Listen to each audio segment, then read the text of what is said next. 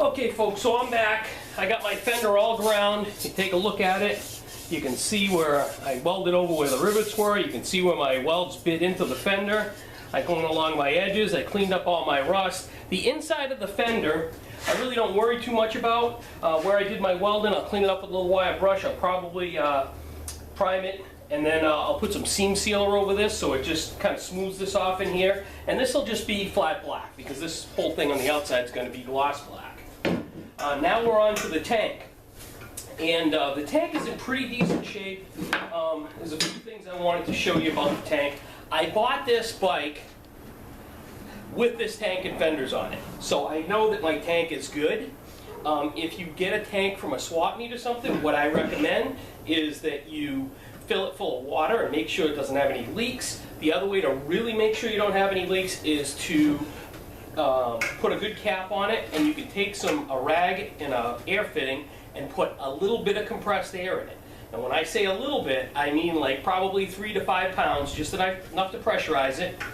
Take a spray bottle with some soapy water, spray the tank and pressurize it, and look all around. Spray all your seams and everything, and make sure you don't have any leaks. Because the problem is gasoline will eat anything eventually. So if you got a pinhole or something in here, it'll get in behind your paint job and it'll peel it right off, and it'll just make a mess out of it. So you don't want to do that. So anyways, I know I've got a known good tank here. It does have a ding on the top. The sides and everything are all pretty good. I'm going to show you a little bit about what I'm doing here. So this is where my dent was.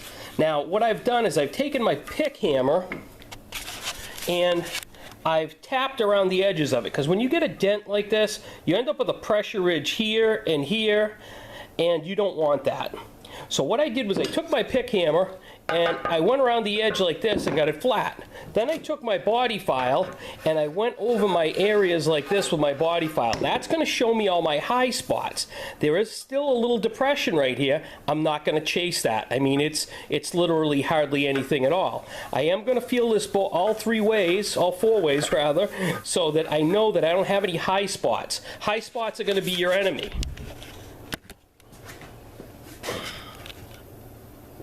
Okay, if you have a low spot, it'll fill right in with body filler. If you got a high spot, once you start sanding your filler, you're going to have to tap that down. That means you're probably going to have to apply some more filler. You really don't want to do that. So at this point, I've taken my file and I filed over the top of this really good and chased out my high spots and tapped them down with the pick end of my hammer, and I'm good. So this is basically pretty much ready to go. I'm going to take and strip this like I did the fender, like I did the front fender, and I'm going to leave the bottom of it alone because I'm going to just spray this bottom flat black because this is going to be a gloss black. So that's going to take care of my tank. So I'm going to go ahead and get this stripped, and we'll move on to the next segment. Now I'm into my rear fender. Now we had a little damage that happened with this fender. It's got a good crease right here that's torn. It's got a couple more over here. It looks like it tore right through. There's a couple of creases here, a few ding-dongs on the top, and then you always end up with some distortion around these bolts. Nothing you're really going to worry about because the strut cover is going to cover it, but I do take a flat dolly and I hammer this out flat just so it's nice and smooth. So that when I do sand it, I don't cut through the edges where the bolt peeled the metal up and created an edge. So I've already dollied that out. If you can see right here, I'll bring it in close. This right here is a pretty good crease. I hammered and dollied it flat, and what I'm going to do now is I'm going to grind this fender. It looks like we got a hole in the fender here too. What I think happened with this fender was, this is an old Sportster with a chain drive. I think the chain might have come off of the sprockets and then went up inside the fender. It probably got caught between the tire and the fender and caused this damage. So I'm going to take and grind these areas down, get a good look at it. We'll have to take the MIG welder and weld those tears up, and then we can pretty much do the same thing we've done with the fender and the tank. I'm back. I took my rear fender and I kind of jumped ahead a little bit. I stripped all the paint off of it with the grinder. But I am going to show you some spots here. Like right here this is actually avoiding the fender. It's cut right there, and then I got one right here.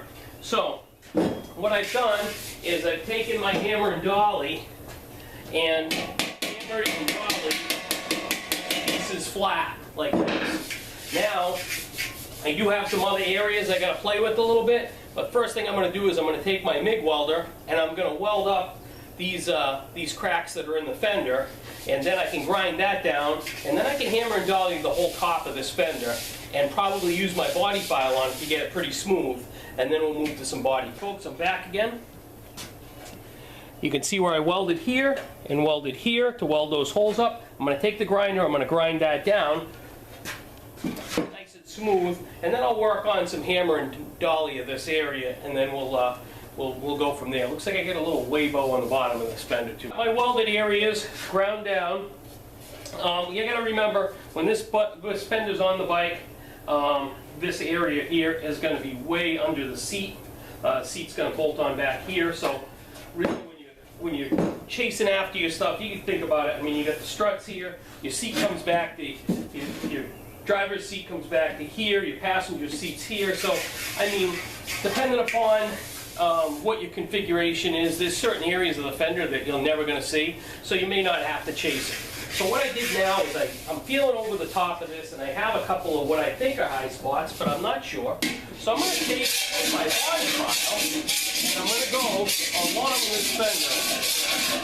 And as I go along my fender, what's going to happen is, what you're going to see is all your high spots.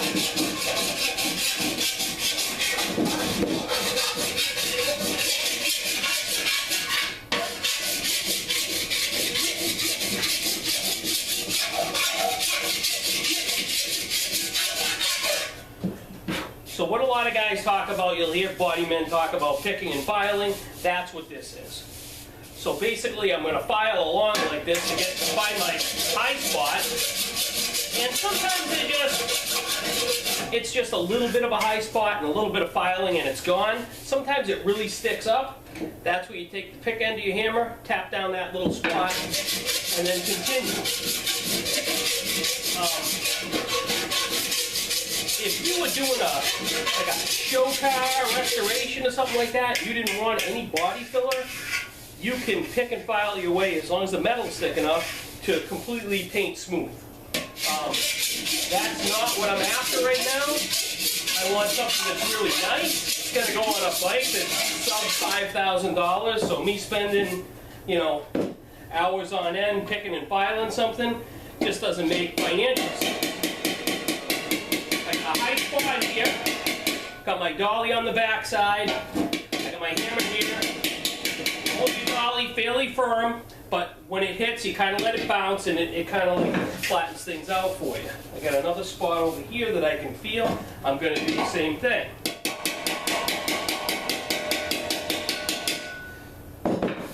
And then, once again, you hit it with a file, and it knocks down all your high spots, it shows you your low spot, and you just progress along like this. Like I got a pretty good high spot right here.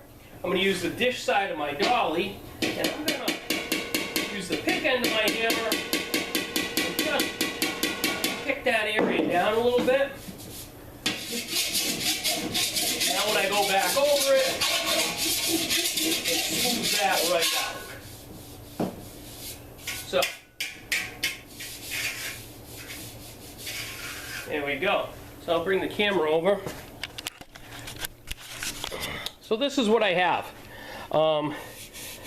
Everywhere you can see where the file is smooth things over. I mean, this feels pretty good. I mean, a little bit of body filler on here. I mean, I got a little low spot there. But for me to tap this from the back side, it's going to raise this whole area around here. Then I'd have to put the dolly under there, dolly it flat. I could chase it, but I mean, this is pretty minuscule. A little skosh of body filler on there will be fine. Now here's a ridge that I have right here. And if you, see if I can do this with you. If I run the file over this, you can kind of, now it's going to show me my high spot right there. So what I'll do is I'll take my dolly, put it on the back side, I'll pick this little area right here, then when I come back and hit it with the file again, it'll be pretty smooth. So that's what I'll do right now. I'm just going to go like this. Kick this down just a little bit. file.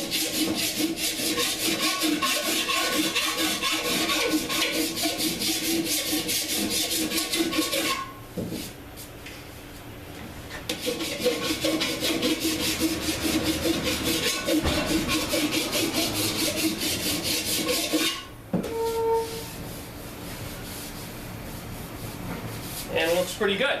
So I'll show it to you here. And there we go. So I do have a little bit of a low spot right in this area, but this is nice and smooth here, and this is nice and smooth there, and like here is good, here is good. I got just a touch of a low spot. I'll just let my filler take care of that.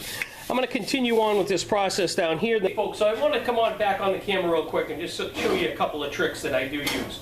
On top of this fender, there's two threaded holes. One is for the back of the driver's seat, one is for the back of the passenger seat. If you're running a solo seat and a pillion pad. Either way, you need both of these. So what I like to do is, before I get involved in doing any body work or anything, I want to make sure that these threads are good, because if these are wiped out, I'm going to want to grind and knock this nut off and weld a new nut in here so that it's all set. But this all looks good, so what I'm doing is I've chased these bolt holes out with a tap. These are fine thread 1/4 inch 24s. So I chased it out with my tap, and now I know these threads are clean. So one of the things I'm going to do next is I'm going to get a bolt, a fine thread 1/4 inch bolt. I'm going to thread it in from the bottom so it's flush with the top of my fender. And the reason I'm going to do that is because I'm going to put body filler over the top of this, and I don't want to fill my bolt hole.